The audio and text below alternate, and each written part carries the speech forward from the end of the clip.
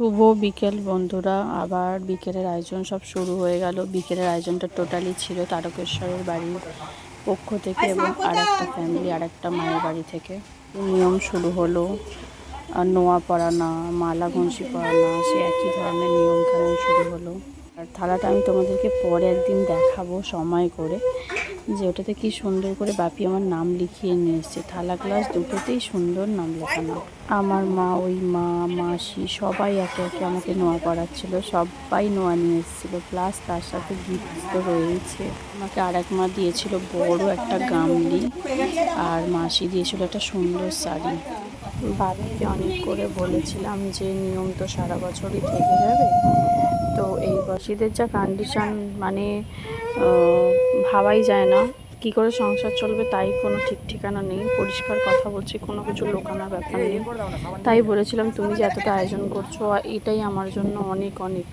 তো সোনার উপর ব্যাপারটা থাকতো, বাবার মন তো, যতই কষ্ট হোক সেই মেয়ের প্রথম সাথ, তো সে যতটা পেরেছে সে ততটা করেই গেছে। আমি শুধু এটাই ভাবি যে আমরা মেয়েরা বাবা মার জন্য আলটিমেট কিছুই করতে পারি না। যে বাবা মা আমাদেরকে এতটা মানুষ করে, মানে এতটা দায়িত্ব পালন করে আসে, সত্যি কথা বলতে আমরা মেয়েরা সেইভাবে ওদের কিছুই করতে পারি না। শ্বশুর বাড়িতে যেটুকু দায়িত্ব পালন করি আমরা নিজেদের বাড়িতে বাবা মাদের জন্য, তার মধ্যে অর্ধেকটাও করতে পারি না। সিকি করি কিনা সেটাও সন্দেহ আছে, তাই না? তারপর এখানে বিকেলের দিকে আর একটা ননদ এসেছিল, আমাকে দিচ্ছিল। এখানে আরও একটা গল্প আছে, তোমাদেরকে শোনাই। আমার যে পাতানো মা আছে, আর এক মা দেখবে আমাকে খাওয়াচ্ছিল। তো সে বলেছিল যে আমার স্বাদের আগে তো বাচ্চা হয়ে গিয়েছিল, তো সেক্ষেত্রে আমাকে হয়তো তোকে স্বাদ খাওয়াতে নেই, আমি কখনো কাউকে খাওয়াই না, অমঙ্গল হতে পারে। আমি বলেছিলাম মা যখন বলে তোমায় ডেকেছি, মা বাবা এমন একটা জিনিস, তো সেক্ষেত্রে আমার মনে হয় না তুমি, আর তারপরে যতটা ভালো আমাকে বাসো, আমার কোনো দিক দিয়ে ফিল হয় না যে তুমি তোমার ছায়া বা তোমার হাতে খেলে বা তোমার প্রেজেন্ট থাকাতে আমার কোনো ক্ষতি হতে পারে। যে কোনো ব্রাহ্মণ বলো, যে কোনো মানে লোকজন বলো, তোমাকে বুঝিয়ে থাকুক না কেন, তো আমি তোমাকে বলছি তুমি মন থেকে এই অনুষ্ঠানেতে থাকবে, আমি চাই। আর তুমি আমাকে নিজের হাতে খাইয়েও দেবে, দেখি আমার কতটা খারাপ হতে পারে। এমনিতেই তো খারাপ, মানে খারাপ করবার মানুষের তো অভাব নেই, তাদেরকে আমরা টাকা পয়সা দিতে হয় না, তারা এমনি মন থেকে আমাদের জন্য প্রে করে খারাপের জন্য। তো সেক্ষেত্রে তারা যখন করে উঠতে পারছে না, তাহলে তোমার প্রেজেন্টে আমার এতটাই ক্ষতি হয়ে যাবে? কখনো এটা হতে পারে না। এটা আমার দৃঢ় বিশ্বাস যে আমার ভালো হবে, এটা আমি তোমাকে বলছি। আর তুমিও মন থেকে বলো তোর যেন ভালো হোক, এই মন নিয়ে তুমি আমার কাছে আসো আর খাওয়াও, আমি বলছি। আর তোমার হাতে আমি খেতেও চাই। তো তুমি কখনো বলবে না যে আমার বন্ধু, মানে অনিষ্টলা ভাইকে দিয়ে খাবার তুমি পাঠিয়ে দেবে বা জিনিসপত্র পাঠাবে, আমি কিন্তু কোনো কিছু নেবও না, সব ফেরত পাঠিয়ে দেবো। শুধুমাত্র তোমাকে আসতে হবে, তুমি না এলে কিচ্ছু কিন্তু করবো না বলতে। তারপর মা এসেছিল। একটা বিষয় হচ্ছে, তোমরাই বলো যে আমি কথাটা কিছু ভুল বললাম। কারণ স্বাদের আয়োজনের আগেই যদি কারোর বেবি হয়ে যায়, তার তো কোনো অসুবিধা নেই, বা এটা খারাপ জিনিসও নয়। কারণ স্বাদটা তো আমরা এই কারণেই অনুষ্ঠানটা আয়োজন আসছে পৃথিবীতে, তার জন্যই একটা সুন্দর আয়োজন করা হয় তার আপ্যায়নের, বা তার মাকে খুশি করার জন্য, মানে আমার যেটা মনে হয় আর কি। নাহলে স্বাদ কেন করে মানুষ, আমি তো বুঝতে পারি না। যে নিয়ম শুধুমাত্র তা তো নয়, আমাদের বেসিক্যালি বাঙালিদের যে আমরা নিয়ম নিয়ম বলি, নিশ্চয়ই এর মধ্যে কোনো কিছু কারণ বা কোনো কিছু ব্যাপার আছে, তাই না? নাহলে এটা আমাদের নিয়ম, এরকম তো শুধু ব্যাপার কিছু হয় না। অবভিয়াসলি তার আসার একটা পরিকল্পনা বা তার একটা ভালোবেসে আমরা এই আয়োজনগুলো করি। আমার যেটা মনে হয়েছে আমি তোমাদেরকে বললাম, অতটা গুছিয়ে বলতে পারলাম না বিষয়টা, তো তাও তোমরা বুঝতে আশা করছি পারছো আমি কি বলার চেষ্টা করছি। তো সেই ক্ষেত্রে আমি কিছু ভুল যদি বলি, তোমরা অবশ্যই আমাকে কমেন্টে জানাবে। সারাদিন মিষ্টি খেতে খেতে আমার মনে হচ্ছিলো গোটা শরীরটাই বোধহয় সুগারে পরিণত হয়ে যাচ্ছে, কিন্তু কিছু করার নেই। যে যা পারছে গুজে দিচ্ছে, আমাকে এখন ওটাই খেতে হবে। জানি এটা একটা খুশির মুহূর্ত, তাও মজা করেই কথাটা আমি বললাম। কারণ সত্যি কথা বলতে গোটা প্রেগনেন্সিতে সিরিয়াসলি আমি এত মিষ্টি খাইনি যতটা সেদিন আমি মিষ্টি খেয়েছি, বা প্রেগনেন্সি কেন, গোটা লাইফেই বোধহয় এরকম মিষ্টি খাইনি।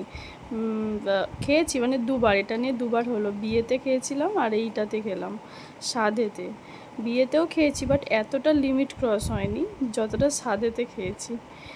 যাই হোক, মিষ্টি খেয়েছি, মিষ্টি মিষ্টি যেন আমি কথা বলতে পারি সেটাই চেষ্টা করব। আর আমার বেবিটা একটু সুন্দর মিষ্টি হলেই ব্যাস হয়ে গেল, জীবন সার্থক। আর কিছু লাগবে না একটা মা হয়ে, ছেলে হোক বা মেয়ে হোক কোনো ব্যাপার না আমার কাছে। বাপি আর বোনও বিকেলের মধ্যেই বাড়ি বেরিয়ে পড়েছিল, যেহেতু বাড়িতে সেভাবে কেউ ছিল না, কারণ ঠাকুমার শরীর খারাপ ছিল। সেই বহুত দিন পর বান্ধবীর সাথে দেখা, বান্ধবী লতার সাথে। যাই হোক, সুখের গল্প এখনো শুরু করিনি বা শুরু করতে পারবো বলে আজকে আমার মনেও হয় না। যাই হোক, দেখা হয়েছে, এটাই সব থেকে বড়ো কথা। কাদের কাদের এরকম বান্ধবীদের সাথে দেখা না হলে অসুবিধা হয় অবশ্যই কমেন্টে জানিয়ে, আমিও জানতে চাইছি। আর সত্যি কথা বলতে ওর সাথে আমার সত্যি অনেক দিন, অনেক মাস হয়ে গেল দেখা হয় না, তবে হ্যাঁ ফোনে কথা হয়, এটাই জানো। গরমে তো আমার অবস্থা পুরো ঘায়েল হয়ে যাচ্ছে। সকাল থেকে আমি কতবার জামা কাপড় ছেড়েছি তুমি জানো? 4 বার, বেশি না, কম করে 4 বার। তোমার এরকম দিন আসবে, ঠাকুর করুক আসুক, আমি চাই একটা মেয়ে হয়ে একটা মেয়েকে অবশ্যই চাই, তাই না? তারপর মা এখানে রাতে রান্না বান্না করা শুরু করে দিয়েছিল। কি রান্না করছেন গো? তো রাত্রিরে আমাদের নিয়ম ছিল আবার এই বাড়ি থেকে, বরের বাড়ি থেকে, যে লুচি তরকারি খাওয়াতে হয়, খেতে হয়। সেভাবে কেউ ছিল না যে আমরা খাওয়াবো কাউকে। গরমের মধ্যে ম্যাক্সিমাম মানুষ সবাই বাড়ি চলে গিয়েছিল, নিজেরাই যে ছিলাম, মাত্র মাকে আমি জোর করে আটকে রেখেছিলাম আর মাসি মেশোকে। এখানে আমার শাশুড়ি আর মা মিলে খাবার প্যাক করছিল। আমাদের তারকেশ্বরের বাড়ি থেকে ফলারের আয়োজন করেছিল গরমের জন্য, যেহেতু পাড়ার কীরকম মানে অনেক সব আসেইনি, সেই জন্য আমার মা বলছিল শাশুড়িকে যে আমরা তাহলে যদি প্যাক করে বাড়ি বাড়ি দিয়ে আসি কেমন হয়। তো আমার শাশুড়ি বলছিল অবশ্যই ভালোই হবে। তো আমার মা আর শাশুড়ি মিলে প্যাক করে ওগুলো বাড়ি বাড়ি রাত্রে দিতে গিয়েছিল। এরপর বান্ধবী আর আমি দুজন মিলে আড্ডা দিচ্ছিলাম। ও যেহেতু ডিউটি করে এসেছিলো, শুয়ে পড়েছিল, আমি বসেছিলাম। এইভাবে আমাদের দুজনের আড্ডা চলছিল। এমনকি আমার মাসি শাশুড়িরা প্লাস আমার ননদের ফ্যামিলি সবাই বাড়ি ছিল। মর্নিং নেক্সট ডে চালু হলো। ব্রাশ করতে করতেই কথা বলছি তোমাদের সাথে, কারণ সকালে উঠেই দেখি মাসি মেশো বাড়ি বেরিয়ে পড়েছে। তো পরের দিন ওরাও বাড়ি চলে গিয়েছিল। যাই হোক, মনটা একটু খারাপ লাগছিল। বাড়িটা আগের দিন কত ভরা ভরা লাগছিল, যে আসবো আসবে এরকম মনে হচ্ছিল, সেটা আজকে পুরো ফাঁকা হয়ে গেল। যাই হোক, মাকে শুধু আটকে রেখেছি এই কারণেই, কারণ আমি টানা সংসার সামলেই এসেছি, কখনো অসুবিধা কাউকে বুঝতে দিইনি বা নিজেকেও বুঝতে দিইনি। কিন্তু 9 মাস যখন পড়ে গিয়েছিল আমার, তার কিছুদিন আগে বিরাট শরীর খারাপ করে, যার জন্য আমাকে নার্সিংহোমে অ্যাডমিট করতে হয়। তোমাদেরকে আগের ভিডিওতে আমি জানিয়েছি, যার জন্য আমার কিচ্ছু করা বারণ ছিল, যার জন্য মাকে বলেছিলাম তুমি কয়েকটা দিন থেমেই যাও, তারপর তো আমার ডেলিভারি আছে, একেবারে ও বাড়ি তো যেতেই হবে, একসাথে চলে যাব। আর যতই হোক, তোমরা একটা জিনিস লক্ষ্য করে দেখবে, নিজের বাড়িতে বসে বসে খাওয়া যায়, কিচ্ছু গায়ে লাগে না, কিন্তু শ্বশুরবাড়ি এমন একটা জিনিস প্রত্যেকটা মেয়েকে শেখাতে হয় না, বসে গেলে তার কতটা কীরকম বাজে লাগে বা কী কী হতে পারে, সবাই বোঝো ব্যাপারটা, আমি আর ব্যাখ্যা দিলাম না এখানে। যাই হোক, এর মাধ্যমে ভিডিওটা শেষ করছি। আর কিছু ছবি তোমাদের সামনে আর আমার জন্য স্মৃতি হিসেবে এটাও আমি রেখে দিলাম, বা আমার বেবিকে দেখাবো।